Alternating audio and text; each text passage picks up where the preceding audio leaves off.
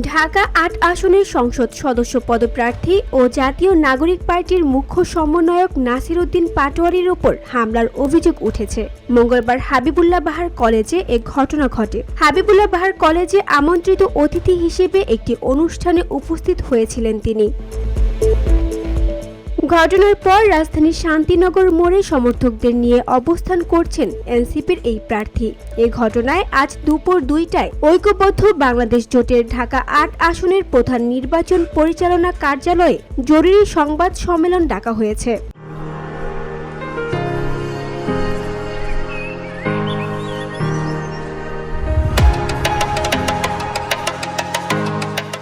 নাসির উদ্দিন পাটোয়ারীর পূর্ব ঘোষিত কর্মসূচি অনুযায়ী সকাল 8:30 থেকে দুপুর 1টা পর্যন্ত পলওয়েল মার্কেট, পিডব্লিউ কলোনি ও নয়াপল্টনে গণসংযোগের পাশাপাশি পুরানা পল্টন মসজিদে জোহরের নামাজের আয়োজন ছিল।